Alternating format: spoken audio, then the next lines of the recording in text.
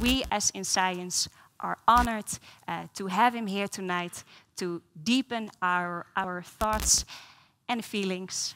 Sir Philipp Blom.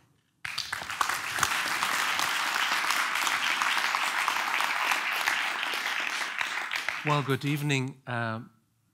Goedenavond. I'm going to speak English tonight, but Marjolein, this was an almost embarrassingly generous introduction. I'm fairly humbled by that, but let me crack on. I will have now the privilege of depressing the hell out of you for roughly 45 minutes. And then we can all start talking and perhaps find bright solutions to terrible problems. But first things first. So I have done something that is really not terribly logical for an historian. Historians conventionally deal with the past. That's what we're sort of educated to do. But I have looked into the future. That is for two reasons. A, I'm alive today, and this is sort of a concern.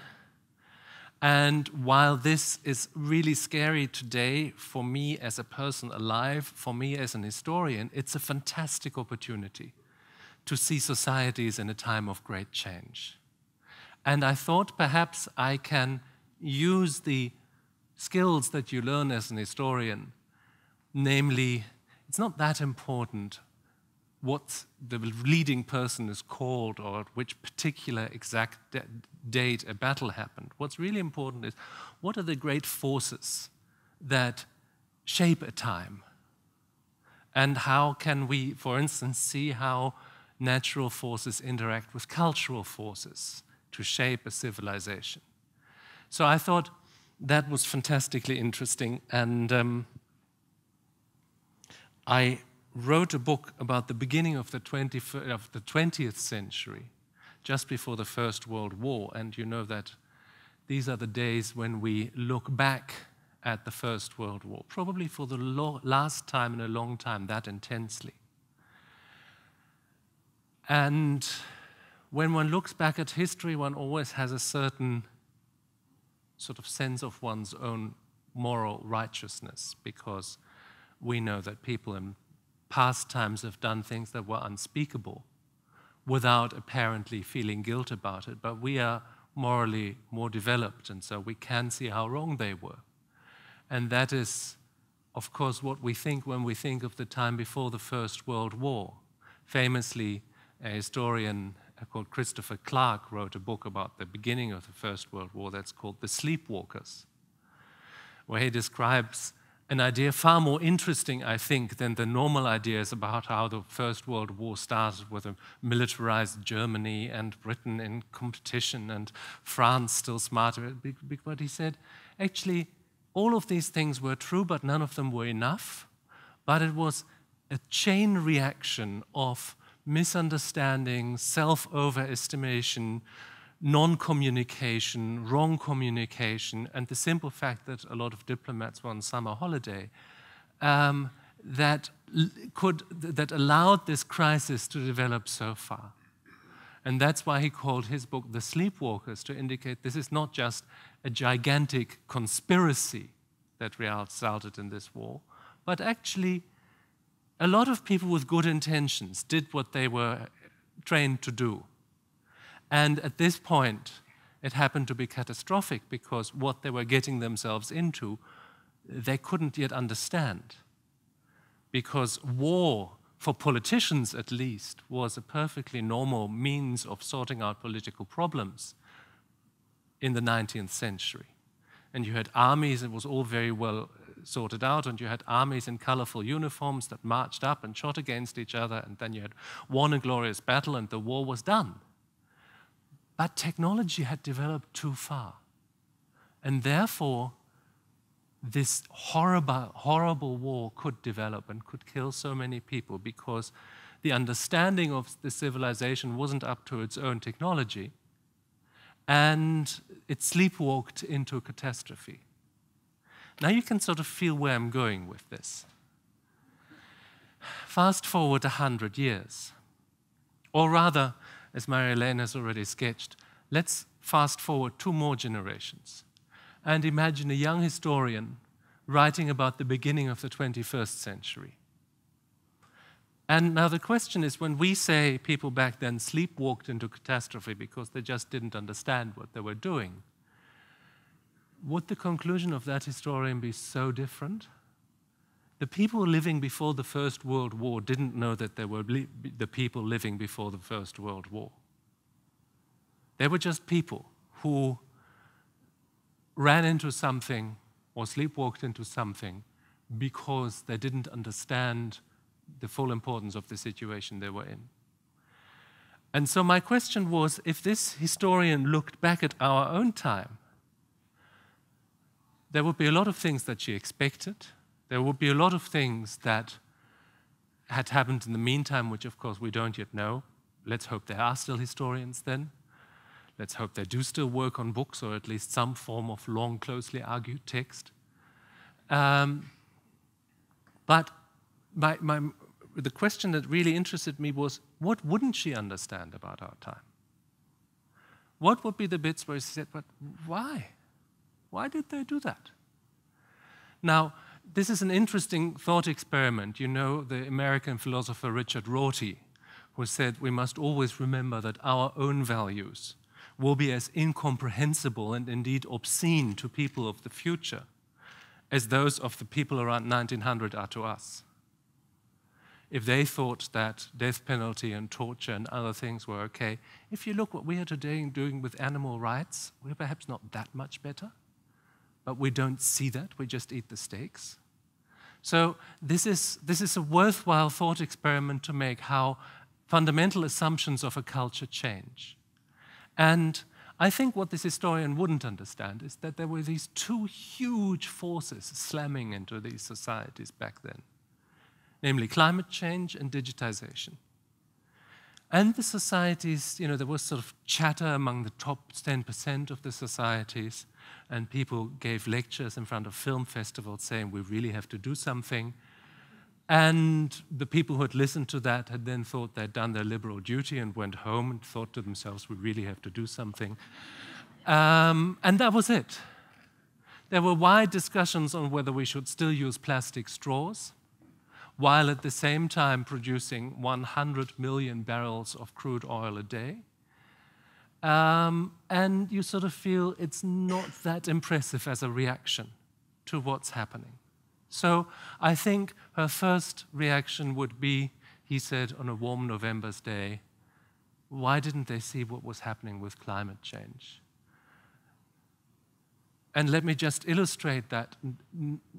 There's a new study out by the American Traffic Authority, who, completely unaffected by Trump, actually did some serious scientific number crunching about where the climate was going. It's a 500-page report. You can download it on the internet, and they come to the conclusion climate change will be already now almost certainly just under 4 degrees Celsius. And because that's so catastrophic, there's no point at all in saving fossil fuels. So we can just drive on in our big cars, which is a fantastic conclusion to come to. I did a little bit of research, and I found to my surprise that the difference between the mean temperature of the 20th century and the Ice Age 30,000 years ago was 4 degrees on average. That was when most of Europe was covered by ice. We all know that these numbers mean very little and their consequences are very big, but I think we're getting a slightly uneasy feeling of what we're letting ourselves in for. Let me give you 2 more mean examples. One comes from this beautiful country, where I was talking to an engineer for coastal defenses here. And of course, coastal defenses are very important in a country where the biggest city lies 6 meters under sea level. And he said, well, you see, you're being quite realistic in what you're saying, and all our scientists are saying the same, but they can't agree on whether we should heighten the dikes by 30 centimeters or by 6 meters. And that's not exactly reassuring if you have that amplitude of uncertainty of what will happen in the future. And just another little detail, and then I promise I'll leave you alone with these numbers, to show you that amplitude of uncertainty. There's a wonderful graphic that NASA published that shows the parts per million of CO2 in the atmosphere over the last 400 years. I'm going to use a PowerPoint to show you that. Don't be afraid, it's right here. And for 400,000 years, there were always cold periods and warm periods, so there was always CO2 being released and bound up by nature. So the curve goes somewhat like that. And then we come to 300,000 years. Every 100,000 years, you've got one nice hump. And then we come to 1950, and we are here. This has not happened in the last 400,000 years, and we do not know how nature will react to that. We do not know how strongly we have interfered with natural systems and how they will react, because as one thing we have understood about climate is that everything is connected to 100 other things. And if one element gets changed, then if you imagine a huge mobile where everything is connected to something, you pull one bit, all the other bits change their constellation. So we don't yet know what's happening with that, but what we do know is that we don't seem to be doing a lot about it. And the other thing, yes, and that's partly why I'm here, is digitization. Digitization of our work, digitization of our social life, digitization of our personalities, and digitization of our democracies. Because all of these areas are affected. First of all, there's the question of automation of work and the fact that many of you who are younger will probably never have a job that pays all of your livelihood, or at least not one job. You may have 3 or 4 jobs, but work is being leached away from the human workforce, and that has some very positive aspects, but it's definitely a strong social force. And if we look at that, then we see that in contrast to climate change, where the effects are almost exclusively catastrophic, less for Europeans because we're in a temperate zone, but probably enough, but much more for people. The closer to the equator you get, the worse the news gets. But with the digital revolution, there are also huge, almost utopian potentials that could be released here. And yes, I'm talking about a basic income, because, I mean, it's one of the very few economic ideas that economists from the right and from the left have agreed on, for very different reasons, incidentally. Hayek and Friedman, and also President Nixon, who actually tried to introduce it in the United States, believe that if too much work is automated, well, then where are the consumers? And if we haven't got people to buy our stuff, then what happens to our economy? So better introduce an income for people who are too lazy to work or unable to work, so that at least they can be constructive as consumers, than have nothing at all. So that's the argument from the right. And from the left, you may have guessed, it's a social justice argument. But there is this, and you could imagine that if that were introduced, people might actually think differently about their work, about themselves and their communities, about the choices they make in their lives, because all of a sudden they would have one. And I'm not saying that this is the answer to everything, and I'm not saying that every model which is floating around is a good model, or even a good model for every society. But I think in a society where people still simply no longer have the economic power to generate their own livelihood, something will have to be done. But also, if I say people don't have the economic power, people no longer have work, what do they do if they are in a social conflict? How can they strike? They lose a lot of social power and political pull as well through that. And you see how one simple thing is connected to so many other aspects of society. The digitization of our minds is already going strong. I see a young lady there with a mobile right in front of me.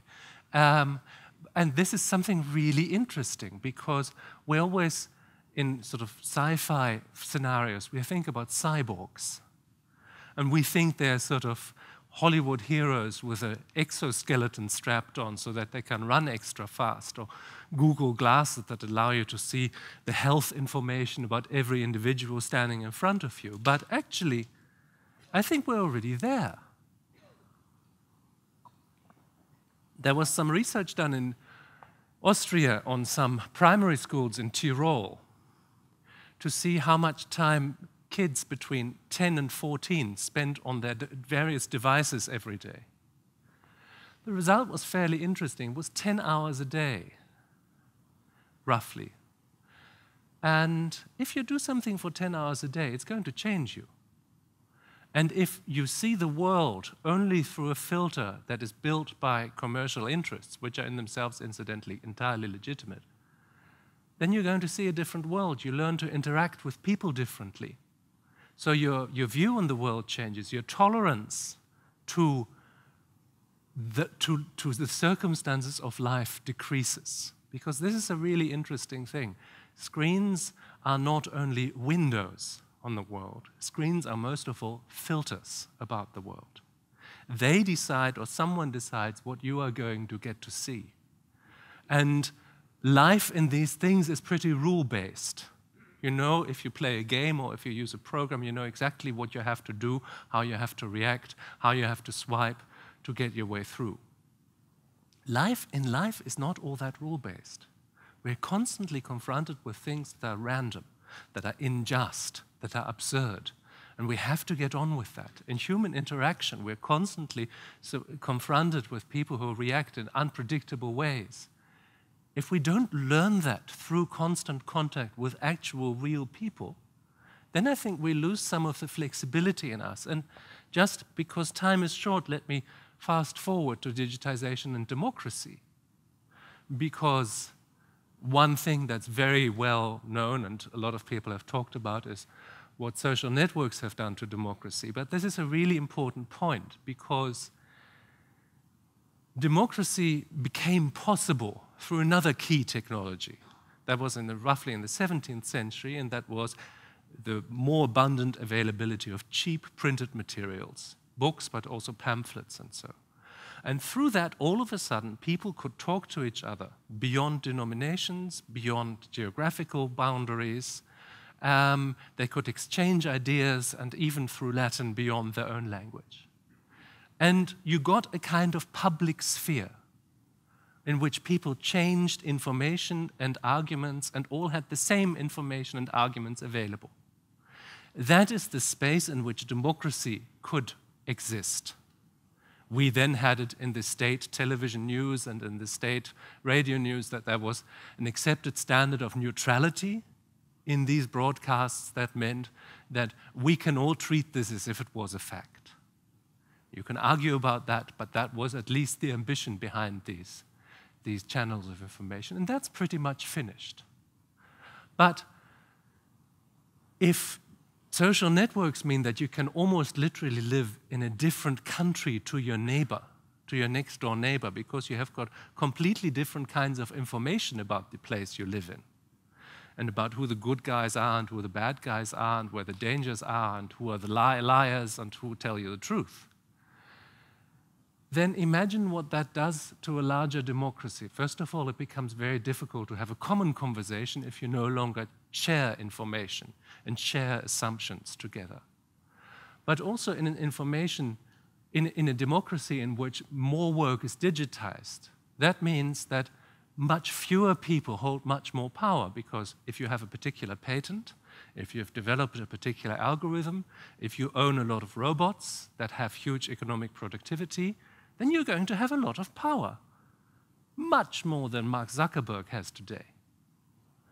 And that cannot lead to democracies in which there is an open and free exchange of opinions and in which, indeed, everybody is equal in front of the law.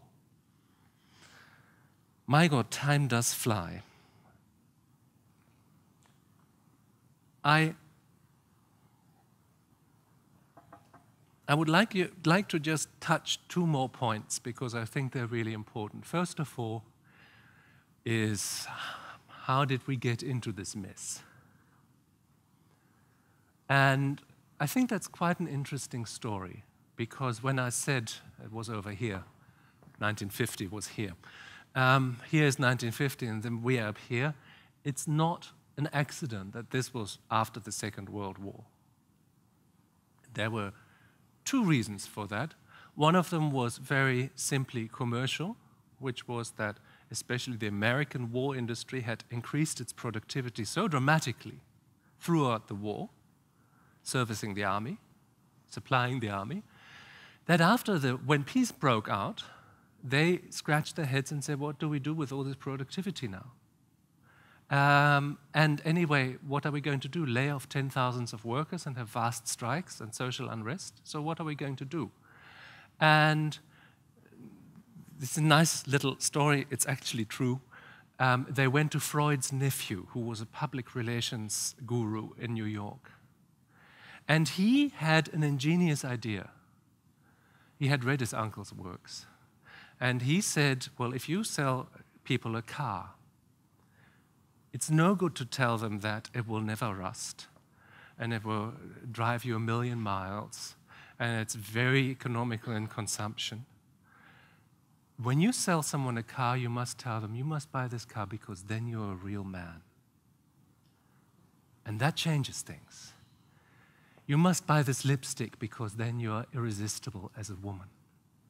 And all of a sudden, consumption becomes transformative. And all of a sudden, consumption can replace religion, or indeed ideology, because this was a world coming out of a nightmare created by ideology, by great messianic solutions for all the world's ills. And it was quite a good moment to tell people, do you know what? Look after your own material well-being, see that your family has enough to eat and enough clothes to wear, and don't worry about the great solutions for humankind for a while. And in a time when Europe's economies were destroyed, that was actually quite a sensible thing to do, to use consumption as a way of reconstructing these economies. And the combination between the historical trauma and the mechanism of consumption actually created what we call the economic miracle. That was also the slight aspect of how the Western world dealt with the rest of the world that helped that along. But let's not get into that now. The thing is, two things that are interesting about this. And the first thing is, I once spoke to a sociologist friend, Richard Sennett. And Richard Sennett is a wonderful sociologist. He's now in his early 70s. And he said, my grandfather had only 2 suits in Chicago around 1900. But that was okay because there wasn't that much to buy. Just repeat that sentence for yourself. Imagine living in a world in which there isn't that much to buy. So you don't have to have 8 pairs of sneakers and 13 pairs of other shoes in order to be vaguely acceptable, because nobody does. I don't say that's necessarily a better world, but what I am saying, it is a different world which people thought was just as normal as we think today hyperconsumption is normal. And it may be an indication that it actually isn't that normal, that there would be other ways of constructing social respect, of constructing social identity, than through hyperconsumption. And that is one of the few moments when I intend to sort of throw you a little lifeline of hope. That actually there is a possibility of overcoming this mechanism, of a galloping hyperconsumption, and of economies that believe that if they stop growing, then everything will take a terrible end. If they don't have any growth for a period, then that's a recession, and that's terrible. I don't know of any evolutionary organism that has ever lived by only growing. As a population or as an individual, it doesn't work like that. In fact, I can tell you about one organism, but I'm going to do that a little bit later. I'm going to save that up. What I'm trying to sketch to you is that when this young historian looks back at our time and asks why, my answer would be to her, because we were societies that had no future. And there are two reasons for that. A, because people felt that we're as rich and as comfortable and as secure as we're ever going to be. There's no more that we could significantly hope to get. So the best we can do is to hold on what we have now. Maintaining the status quo becomes the highest ambition. And when you want to see a world that is okay, you need to look backwards, not forwards. And I do think that is a very strong mood in our societies, that change is probably change for the worse, therefore let us avoid change. Future will bring change, so what we really want is a present that will never end. And that's quite a difficult thing. The other way why these societies don't have a future is that their way of conducting their economic life really doesn't have any future. We really shouldn't go much higher than this. In a situation that has never happened before, we cannot keep extracting more and more resources, especially as, imagine if what Steven Pinker tells us is true and all societies are becoming wealthier and can participate in the economy more, then we do get to the situation where we would need 4 planets to have everybody live at the level that we live at the moment. So a society that is based on an economic model of growth based on exploitation of natural resources or of other people really doesn't have a future. And I think what you see is how people in these societies react to the fact that they're obviously economically very unjust. Here's another little fun fact. If you're a trained worker, your pay is probably the same as your father's pay used to be 40 years ago, in real terms. Hasn't risen. People haven't done better. Productivity has trebled or so, but they're not getting any more money for it. The richest 2,000 people in the world in the last year alone increased their fortunes by $1.6 trillion. That's 20% more than they had in the year before. Now that people say, this system doesn't seem particularly fair to me, it seems to me a perfectly reasonable answer to that, a perfectly rational answer to that. And if they say, well, if this is free market economy, free market democracy, I don't want free market democracy because it's not working for me. And if the promise of democracy, especially in social democratic Europe, has always been, if you try extra hard, if you learn some extra skills, if you make some extra exams, if you put in the hours, you can rise through society. You can do better. Your children can do even better than you. Well, people know that's over. If you're a supermarket cashier who goes cleaning people's houses after hours, and you tell that person, if you really want to make it, you must study harder and do exams, she will laugh in your face because she will know that that's nonsense. So if this system doesn't work for too many people, democracy is a little bit like religion. That means if enough people don't stop believing in it, then it stops existing. And we younger ones, I think possibly all people in this room, have grown up in democratic countries. And there's a terrible temptation of thinking this is the way, the natural state of things. Societies are solidly democratic, and there are a few lesser societies who haven't quite made it yet, but they'll get there. But democracy is stable and is always there. Let me remind you that women in France got the vote 1945, in Switzerland 1971, one canton of Switzerland even held out to 1992. That in the United States, African Americans are often very actively prevented from being able to vote. Convicted felons lose all their civil rights and can't vote anymore. So, in many states, so if you think of liberal democracy as an established model, think again.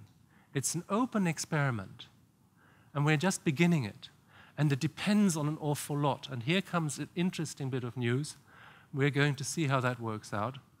There's a political scientist who has thrown up an idea which I find fascinating, speaking about fossil fuel use. And by the way, the spike exactly mirrors how much fossil fuel was used. It also, incidentally, exactly mirrors the development of the world population. But this young political scientist said, what if our democracies have been piggybacking, being carried by fossil fuel use? Because fossil fuels have hugely increased the productivity of our societies and the wealth of our societies, and democracy is a pretty expensive luxury to have. You need stable institutions, you need courts of law, you need a large police force, you need a parliament, you need regular elections. All that stuff costs money. So how democratic will we remain if we decide to go for alternative energies, which cannot yet make up the shortfall? I think that what I'm trying to tell you is that these things are very often interconnected in ways that may not even be expected. I think this crisis of democracy that we're coming into, I would like to give you a little sort of combination of images, which at least helps me understand it a little more. The economized global world order in which we are living is a vast marketplace, and that has its great advantages. And I'm not a rabid anti-capitalist at all, because I think market societies, or at least the model of a market, is actually a very interesting model for a pluralist, open society. Why? Because in a market, if I do a deal with you, I'm not much interested in what your sexuality is, what your faith is, whether you're a nice person or not. I'm only interested in, will you stick to your contract? If you said you'd pay me 100 this day, will you pay me? And if you do, fine, then the rest you do what you want. Which is a great model for open pluralist societies, where we have a lot of conflicts of interests, a lot of different identities walking around. And if we can all agree on observing our contracts, perhaps also our social contract, then we would already gain a lot. The problem is, this market is also a space in which you can only participate as long as you have money or access to money. And if you do, then it gives you that freedom, and if you don't, it gives you exactly nothing. If you can no longer partake in this exchange, if you're no longer worth anything for this market, you fall out of that logic.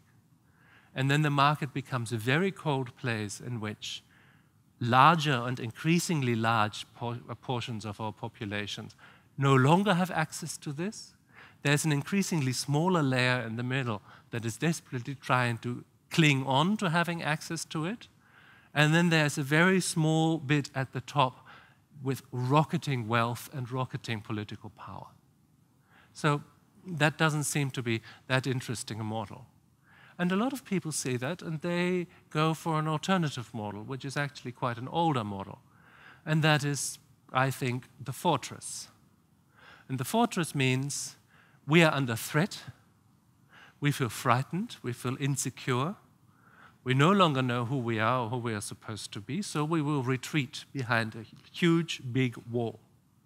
And inside the wall, people will look like us, will eat what we eat, will speak our language, will think like us, and we throw all the other people out, and then we have solved the problem.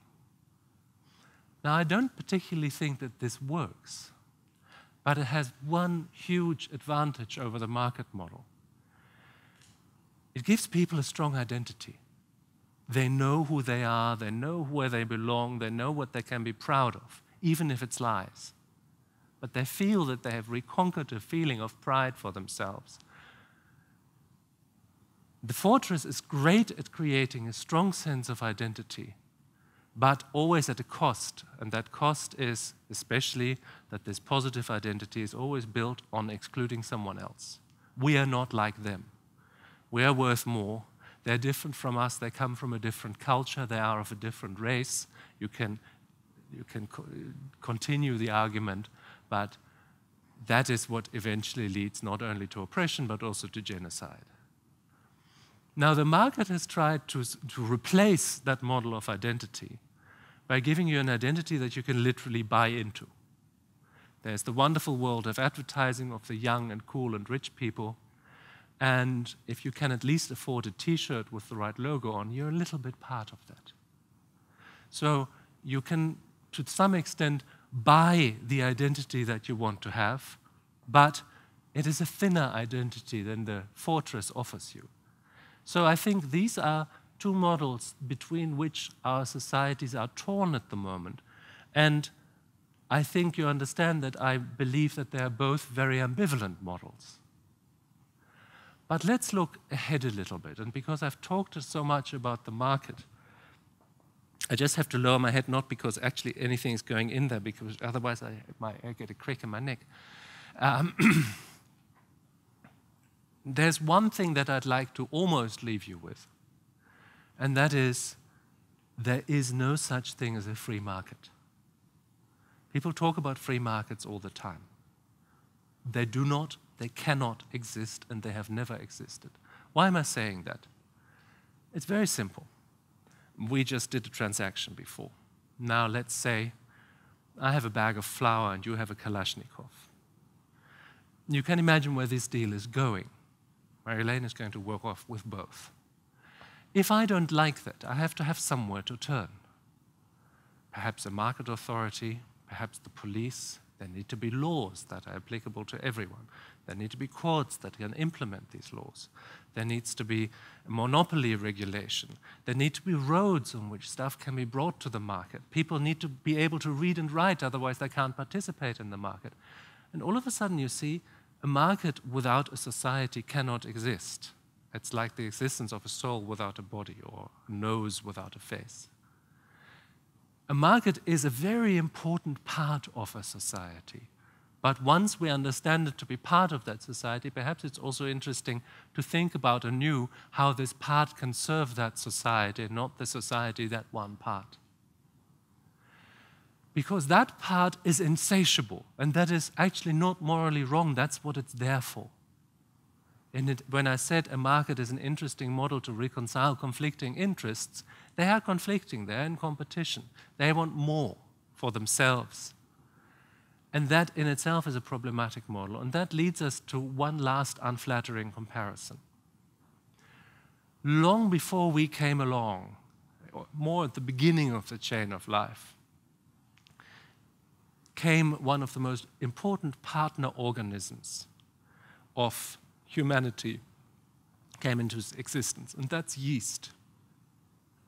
Yeast, without yeast, you wouldn't be holding a beer, you wouldn't be holding a wine. Without yeast, there would be no bread. Gist. There would be no bread. And all of that is possible because you add yeast to a solution, and it eats all the sugar that's available in record time and has a huge population explosion because there's such a feast going on. Until at one moment, it simply suffocates on its own excrements and starves. And we quite like that because the result is wine or beer. Now, fast forward a few 100 million years in evolution, and there's Homo sapiens, the crown of creation. We've had Shakespeare, and we've had Beethoven, and we've had all sorts of great artists. And collectively, we're not one bit more intelligent than yeast. We're still doing exactly the same as soon as our technology has allowed it. We are exploiting all the resources that we can get to the max without spending any thought of what might happen if we keep doing that. So I want to leave you with a challenge. And the challenge is, do you think before I throw the challenge at you, The story has a second part, otherwise the challenge doesn't work. I was telling this story to a biologist, and she said, well, that's very true what you say, but you're forgetting the second part, which is that once that population collapse has occurred in the yeast culture, the remaining live cells change their metabolism to be able to live in the new chemical environment they find. And they can do that. So now comes my challenge.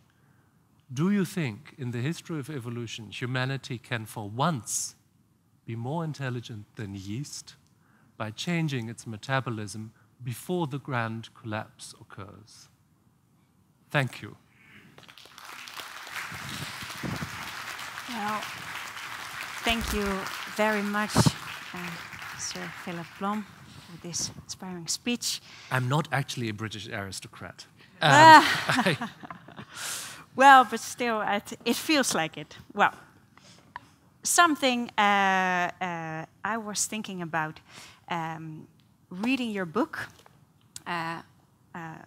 What's at Stake, but also listening to your speech. Well, of course, I felt inspired.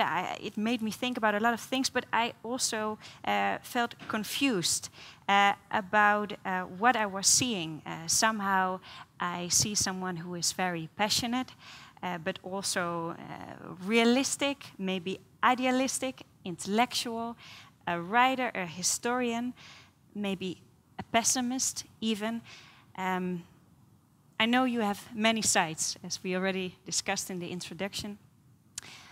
What side of yourself do you bring to the fore writing a book like this and giving a speech as you just did tonight? Well, I'm a kind of happy pessimist.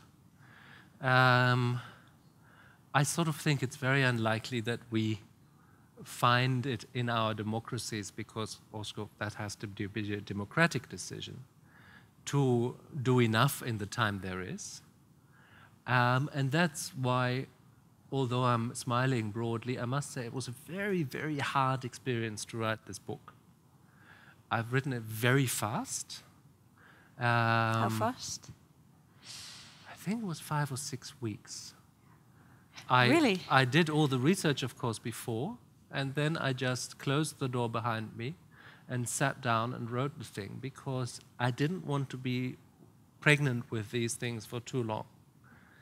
And they're not very pleasant. I mean, if you read that 60% of all species have been eradicated on the planet, and all of these things are not only, you know, another lovely frog that's no longer there. This frog played a role in a whole ecosystem, and once that role is no longer played by him, something will happen to that ecosystem. So, when you see the collapse of insects in Europe, and have you noticed that you're hearing fewer songbirds because they have less to eat? These things are really worrying, but it's no good just lying down and being worried. And here's a curious thought, which is actually for me a real reason for hope, though that may seem completely perverted. I once wrote a book about the great Encyclopédie by Diderot and d'Alembert, great work of the 18th century, fantastic intellectual adventure written by the greatest scientists of its time to show the entire world as it was understood to be then. And they spent great amounts of care and expertise on all scientific and practical things. And then there's an article which is about this long, about a little toy, a little joujou for aristocratic amateurs. Quite amusing in its way, but doesn't lead anywhere. What they describe there is the steam engine. And 20, 30 years before this thing is going to revolutionize the entire world, some of the finest scientific minds of the time don't understand what they're looking at. Which means we're not brighter than they were then, we just know more. What are we overlooking? Is there something that may mean that the situation is not as bleak as we think?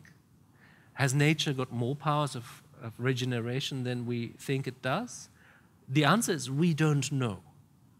But that is at least a reason to think, well, there is some point in going on, fighting this. There's some point in doing the right thing, because we don't fully understand this system yet, which incidentally is also why geoengineering is such a disastrously bad idea. If we start spraying chemicals or other things into nature to change climate patterns, all these things have so many connections to so many other natural phenomena, and they don't just go away. We don't know what we're messing with because we don't understand the system yet. But not understanding the system also means that until we have understood it, there's a great deal of sense in trying to do the right thing. About trying to do the right thing, fighting for something, and understanding all these things, I would like to ask you a follow-up question about my mother, actually. My mother is... I'm not sure what I can tell you about her. Yeah, well, I think you could really help me out here. My mother, she's a very... This may be a different kind of session yes, now. but you can do something for yourself now. We have a little... No, my mother is a very good, nice woman. She does a lot of things. She reads a lot of magazines, mainly about rearranging furniture or working in the garden. She is great. She could rearrange garden furniture. Oh, also, yes. That's something that would happen. But also she consumes a lot. For example, when she had an off day, she likes to take long showers. And she likes to eat that steak you were talking about. She loves to do that at least once a week. And I asked her, I was reading this book and visiting my parents at the same time, and I asked her if she was interested to read it.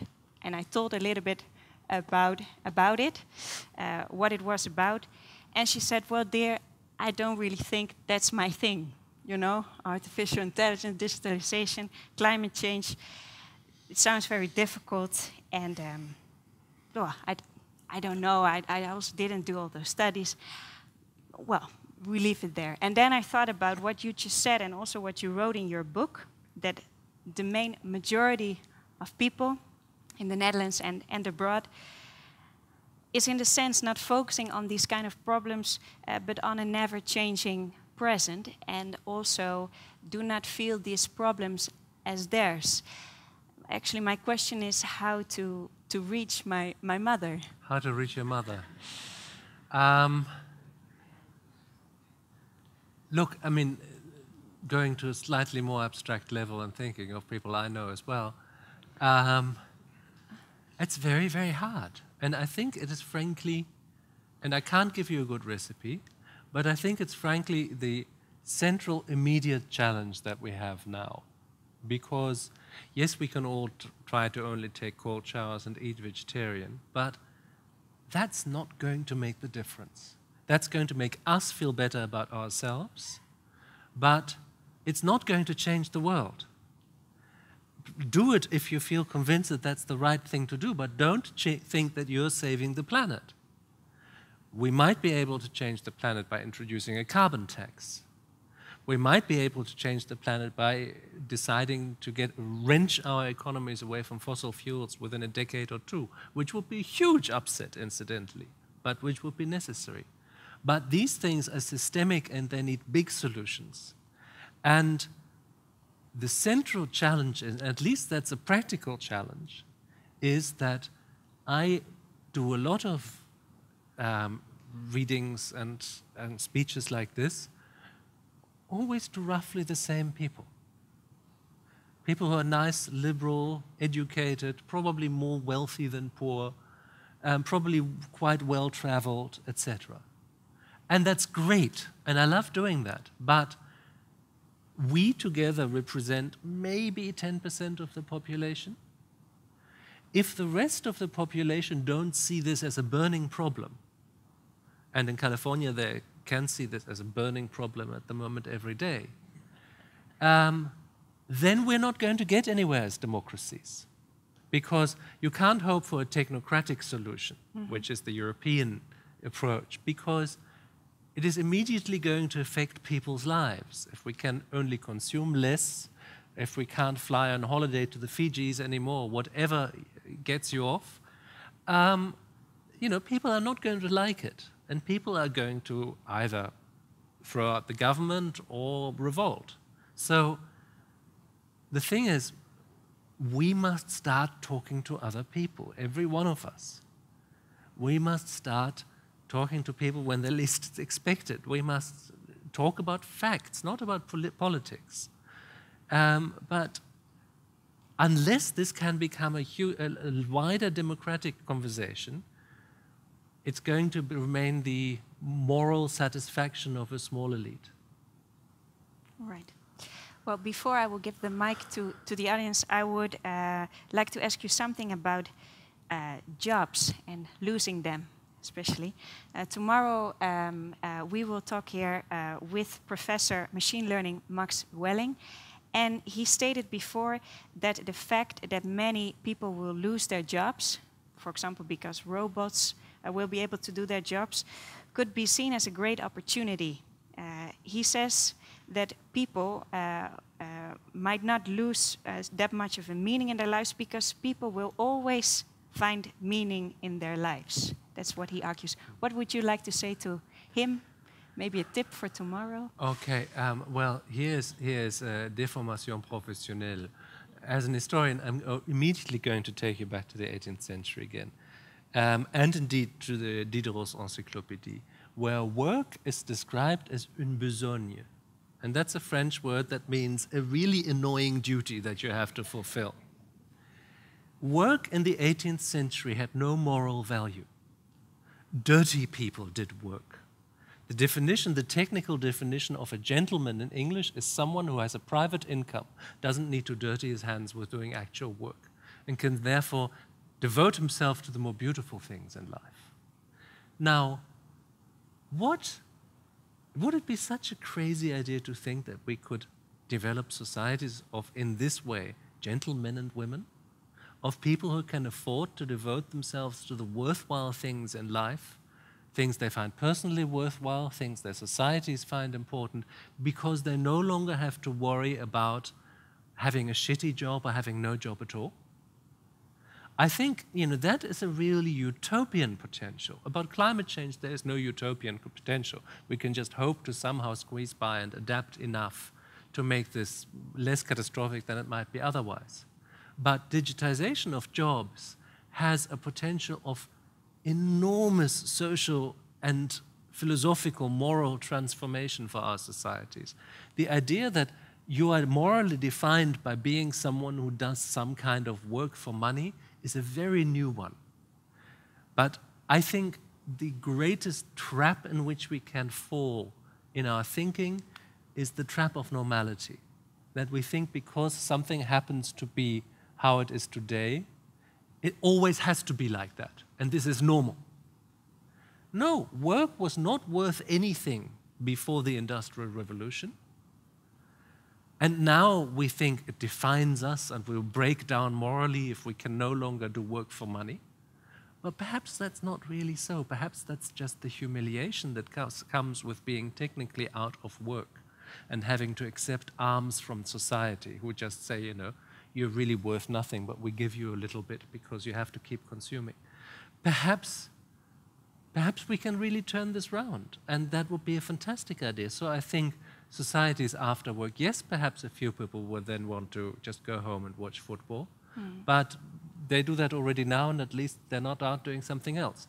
But I think most people will find that fairly boring after a while and will want to do something that gives them meaning in their existence. And just to tack on one little thought about that, my enlighteners thought that we were rational individuals. I think that's pretty wrong, and I think all of us accept that to some degree. I think there are three things that really drive us in our life, and that's sex and fear and recognition.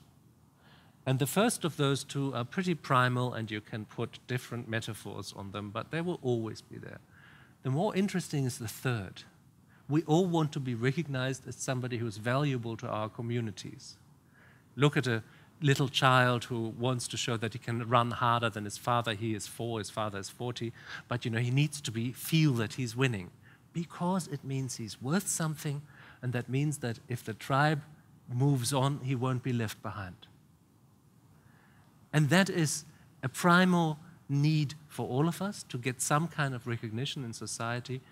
And where I'm going with this is, that means that the really interesting bit is, how do we construct this recognition? At the moment, we do it through consumption, through having stuff. When Richard Sennett's grandfather was a young man, it was not through consumption, it was through social rank. But if there are different models of doing this, why can't we find a more interesting model today than having stuff? So finding recognition could also be, we could also achieve that without having a job, for possibly. Well, without having wage slavery, yes. Right. Right, and but what I was thinking, yesterday we had Pim Hazelager here, and he told us that, of course, some people will lose their jobs sooner than others. Maybe people who work, well, some people, and I think we will maybe not lose it that soon as some others. And I was just wondering today, thinking about that, thinking about your book, what would that mean? Some people who have jobs, some people who do not have them anymore. What would that mean for the social coherence, for example, in our society in the near future? Okay, I feel provoked. I have to answer this properly. No, I'm not provoking you. No, that's fine. Yeah. It's absolutely fine. Now, I just need to make one little preliminary point, which is that a lot of people say, the digital revolution. We've had so many industrial and technological great paradigm changes, and when there were no longer any coaches and horses, the coachmen could become chauffeurs, and where's the problem? Every new step in technology creates new jobs. We just can't see them yet, but there will be plenty of new jobs. I think that's wrong for one simple reason. Until now, we have dealt with technological aids to our work, with machines, that could do one thing. They were constructed for one purpose, and they could do that. And when they were superseded, there was another machine that could do that or something else a bit better, and needed fewer people, but then there were service industries and so growing around it. So people still had work. What we are now in the process of constructing through artificial intelligence and through machine learning is effectively a universal machine. A machine that can do everything. You just need to formulate a task and show it the rules of the game, and it will itself figure out how to do what is necessary, and it will be entirely trivial to let it then select its own components to be able to interact with the physical world. And it will find solutions that we're no longer part of.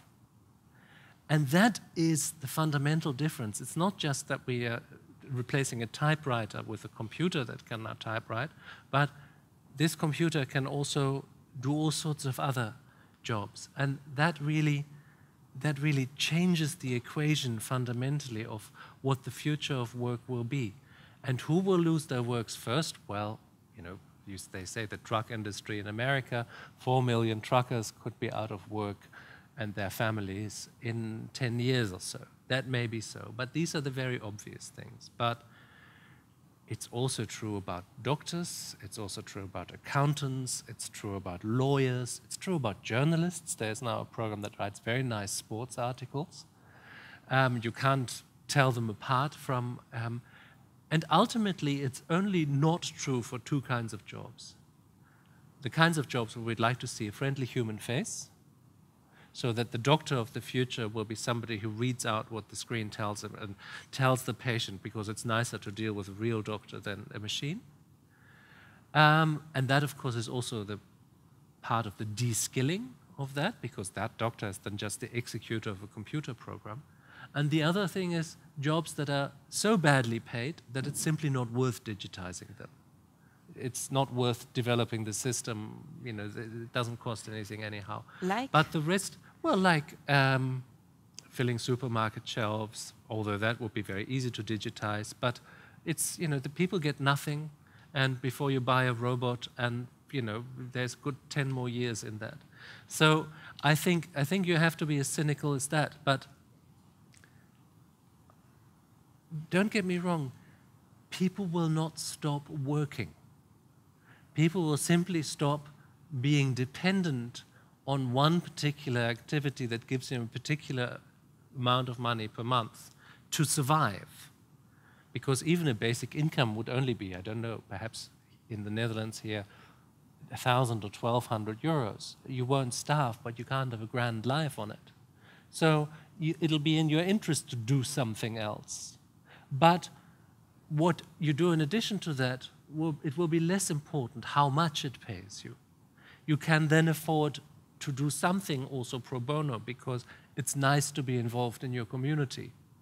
It's nice to do something that you find important personally with others or something. So I think the structures of our work would completely change, and ultimately that would also mean the structures of how we see ourselves in society would change.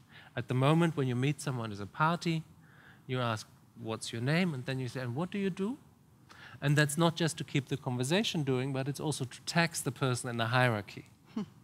And then you know exactly how valuable that person is to talk to and how influential that person can be for your career or whatever is going on. Imagine a society in which that's no longer possible, where you have to meet people in a different way because they're no longer coded in that way.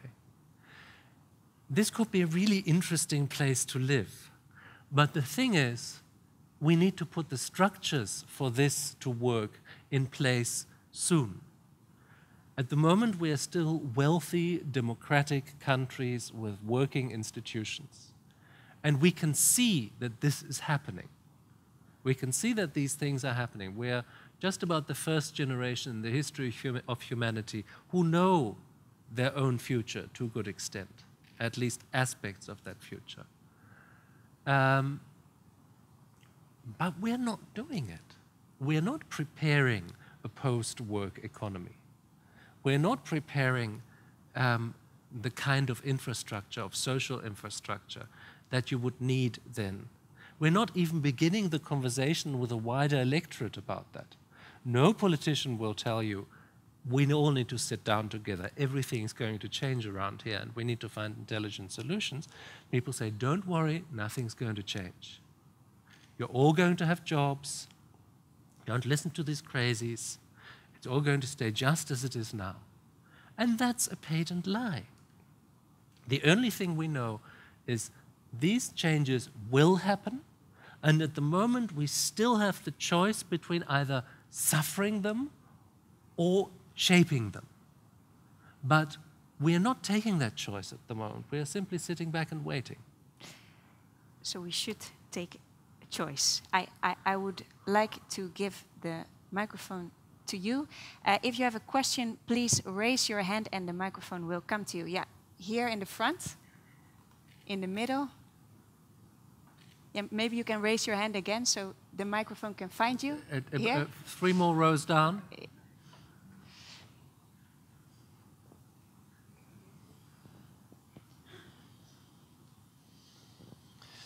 Hi, my name is Paul Ronk. I'm a landscape architect. I thank you for your very quiet and eloquent way of talking us into this mess. I'm also very confused with your frame as an historian, because you seem to be guiding us out of the challenges by sometimes looking at symmetries in history. Like, look what happened in this era, or look what happened there. And at the same time, you're talking about asymmetries. Like, one of the biggest asymmetries you mentioned was the World War II, that was technologically so advanced that the way of doing warfare or way of doing politics didn't match up. And at that moment, maybe parts split. So my question is, how often do these asymmetries occur in history? And if you really like us to be other than yeast with a different metabolism, how can we do this if we keep repeating your historic patterns? Well, wonderful question, thank you. First of all, I think the idea that we learn from history is a lovely illusion. What we do as individuals, as societies, is we react to traumas. If in a family something terrible happened to someone, say a violent death, the loss of a child, a war, that trauma will stay with the family for about 2 generations. And every generation will suffer anew from that trauma, from what happened then. And we've had that in Europe pretty much exactly. And we're now coming out of the time when this trauma, when the shadow of this trauma overhangs our societies, and we find a new generation of politicians, they think, yeah, well, dictatorship's quite interesting, really. But I'm also really interested in the question about the symmetry. Now, historians are often asked about historical parallels. Isn't this just like that? And because A and B then, doesn't that mean that A and B now? I don't really buy that, or only in a modified way. I think, first of all, there are sort of human or anthropological constants which can work throughout history wherever you put them. For instance, if you take 10,000 young men from any culture, young men probably who are poor, who are little educated, who don't have many choices, say between 16 and 24, and you plant these 10,000 young men in a different society with a different language where they're far from their families and they've got nothing to do, there's going to be violence. There are going to be rapes. They're going to become criminal, some of them, because that's how young men are. And that's not about Afghani immigrants, though Afghani immigrants are often also young men.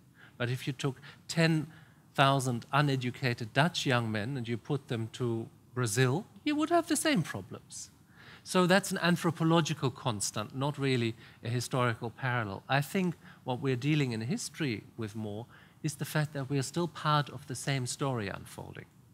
And that therefore what looks like a parallel is very often simply a continuity.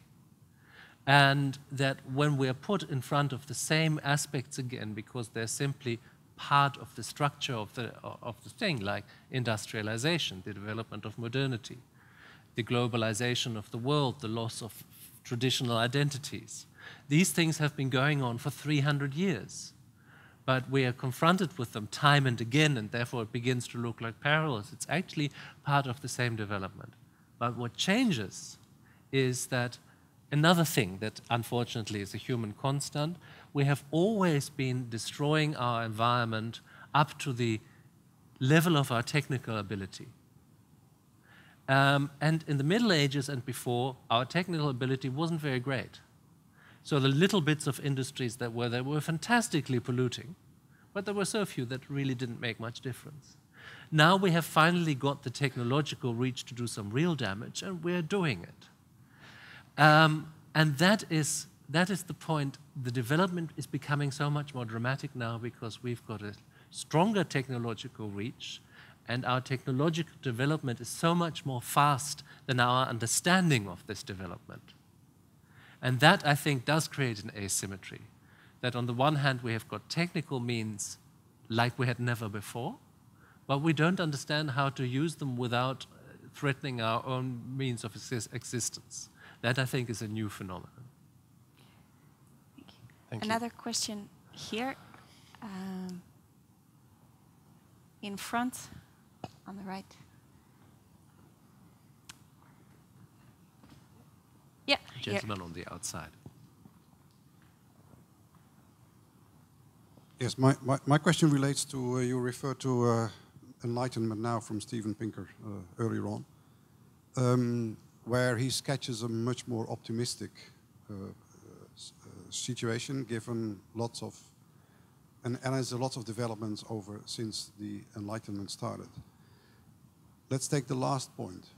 Clearly, the situation is that in many ways, for instance, our environment has become a lot cleaner, and there are all kinds of technological developments that give us the possibility to continue that development.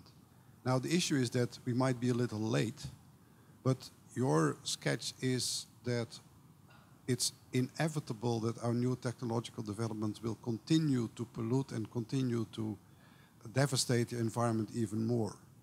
And I think that there is good reason to believe that in one way or another, there are technological solutions in view that might change that in a different direction. Now the question is, are we quick enough to shift it in the right direction? But that's not because of a lack of answers, that's because of the like temporal implementation trajectory that has to be done in order to get it in the right direction. So I'm not so pessimistic that the technological development itself always has to go in the direction of ever increasing exploitation of Mother Nature. Also because, as Pinker points out, the carbon dependency of the economy is very much replaced now by information. The oil of the past is now information. And information is something which is much less dependent on carbon emission than everything else that we did before. Well, first of all, I very much hope that you're right and I'm wrong. I'll be meeting Steven Pinker tomorrow in Ghent, where we're both speaking. And here's my reason why I simply don't buy his argument. It's true, all the statistics, you know, there are more girls being educated, fewer violent deaths, fewer wars being fought, etc. All of that is predicated on fossil fuel use. Without that, none of these things would have been possible to this extent. None of our technological development would have been possible to this extent. And while I agree that there are technological solutions to many of these problems, or at least there are research trajectories towards solutions that are sufficiently effective, we can't wait until these technologies have matured to allow us to continue our lifestyle as we have it now. We have to act while we can, namely now, and use all those technological solutions and hope that something more effective will come along soon, invest a lot more into research. But I think to wait until the right technological solution come won't help us. And that is my problem with this Pinker thesis that the world is getting better all the time. It depends on something that threatens our survival, namely our fossil fuel use. And when you say the information is the oil of yesterday, then first of all, 2% of global carbon emissions are now caused by use of the internet. Bitcoin uses as much energy as Austria. No, it's not clean. That's the first thing, but also, you know, in a world where we're still producing that much crude oil for stuff, and that, you know, we're going away from plastic bag. That's great because the average usefulness span of a plastic bag in its life is 22 minutes, and it takes millennia to dissolve, which seems a fairly bad bargain, but we've understood that. But, you know, when you look at the average car, which stands in the road for usually 23 hours of the day, so that's a 5% efficiency, you see that we're dealing very, very wantonly, very badly with these resources, and while we are getting more of our energy, more of our electricity from alternative sorts of energy, our fossil fuel use is still going up year by year and is not projected to sink anytime soon. So I don't buy his argument that we are living in a cleaner and better world, because I think that most of the advances that we are right to celebrate are predicated on the fact that we have technologies that give us this power, and they all rest on some way on fossil fuel use. And that is not sustainable. We can't carry on with this for very long. So is it inevitable? No, I don't think anything's inevitable. The fun thing about the future is that it's still open. And no, I'm not a doomsday thinker, and I don't think we'll all die tomorrow. That's why this book is called What is at Stake, and not We'll All Be Dead Soon. But I do believe that literally everything in our so-called civilized societies is at stake, our way of life and the ideals underpinning it. Because, I mean, you can have a really fascinating conversation about what happens when artificial intelligence develops something like personhood, and I don't see that any reason for that not happening. I mean, should these things then get rights like humans do? Should we recognize them as persons? What is the definition of life then? So, you know, even there we're going to have to change hugely. But I think climate change is the one vector that always gets forgotten when you have these ideas that the world is getting better, because this is a development that we will find it very difficult to cope with while still living in liberal democracies. I hope we'll manage, but I think the reason why I'm so actively trying to depress you is that I want to impress on you that rien n'est jamais acquis. We are not ready to rest on the idea that we've got this and this is sorted and solid and will be there. People in May 1914 thought that they were living in solid, wealthy countries and a solid international system. I'm not saying this is May 1914, but if we don't see that the stakes are immensely high, that we could lose our democracies, that we could lose our human rights through the social and cultural consequences of climate change and digitization, then we really run the risk to lose them. A final question from the audience. Is there? Yeah, right here. You're choosing the furthest route? Yes, well, we will get there.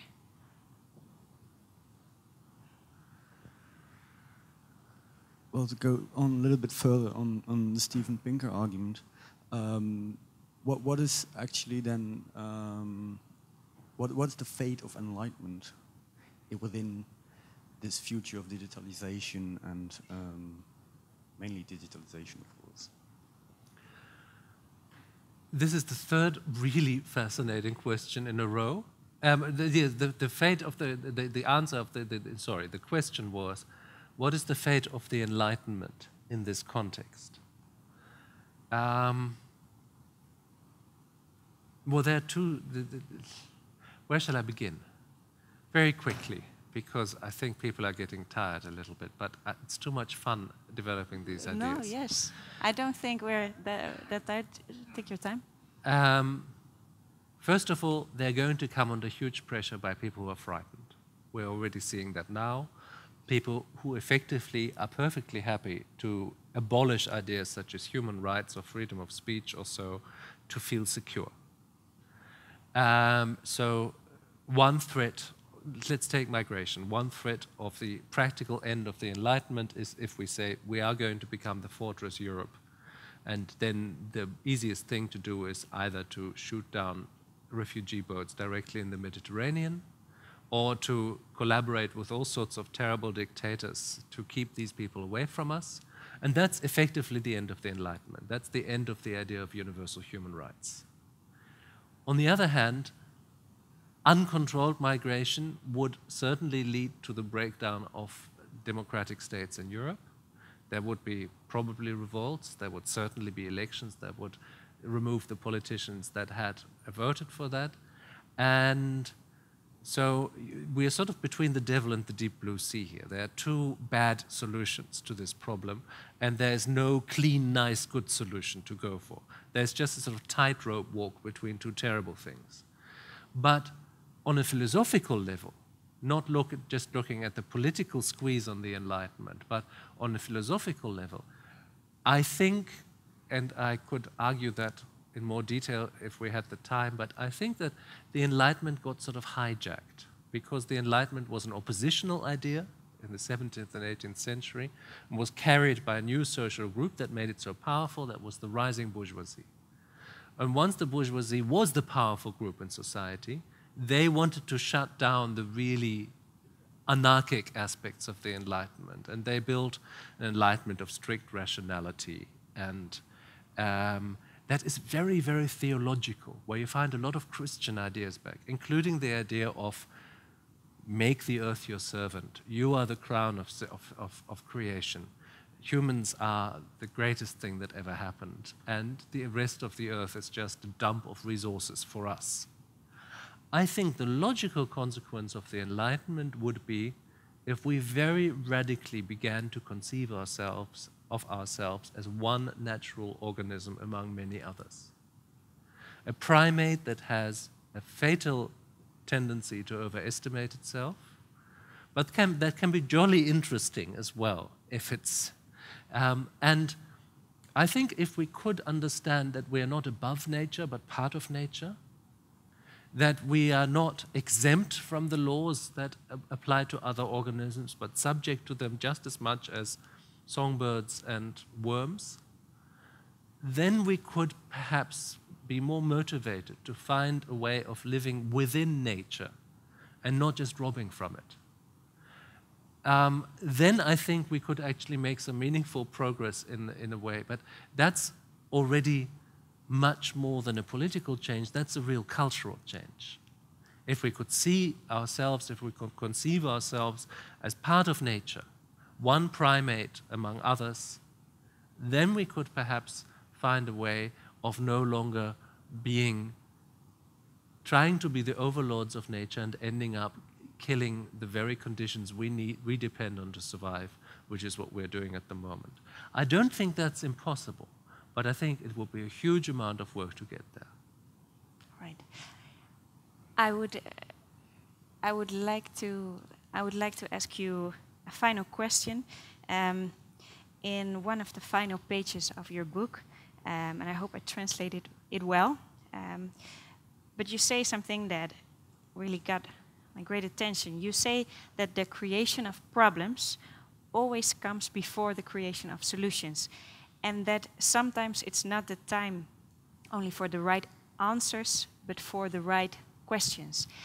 And I was wondering, we will all go at home tonight. Tomorrow morning we will wake up, we will make some breakfast, and then sitting at our table, we might reflect on everything you said tonight. What would be a question we should ask ourselves? Oh, wow. Then it could be just something practical, something to begin with. No, but I mean, first of all, I find this very important, that I think people who are offering solutions to these problems are pretty much always charlatans, because these problems are too new, too complex, too vast to be assimilated already into our understanding.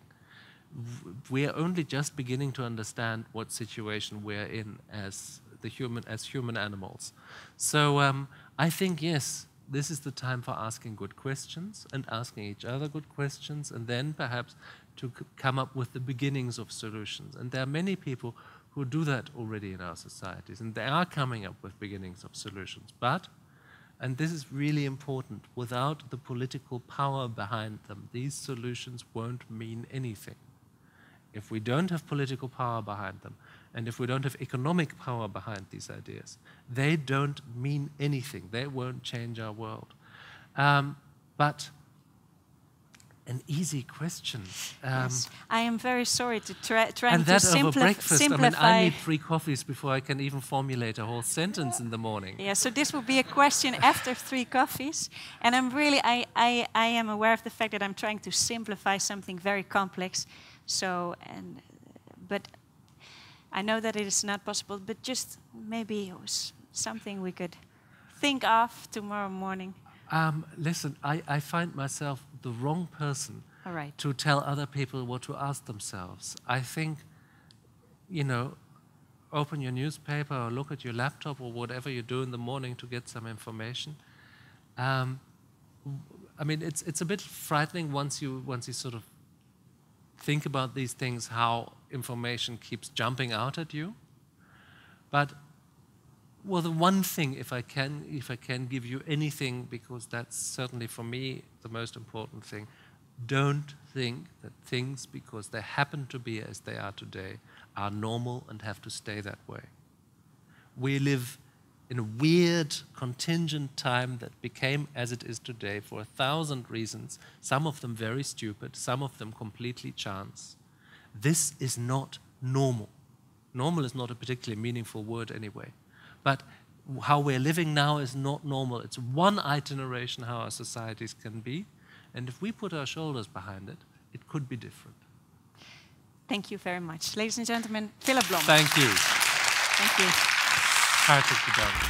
Thank you very much.